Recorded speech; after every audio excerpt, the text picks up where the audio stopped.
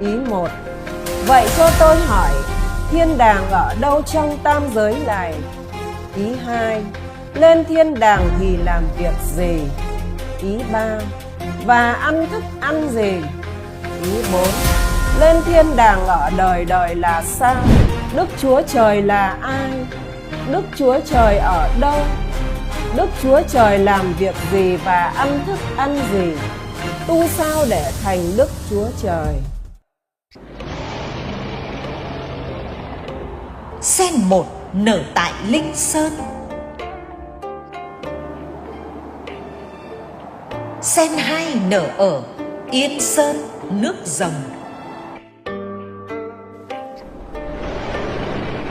Sen 3 nở chùa Thiền Tông, ở tại đất Rồng của tỉnh Long An.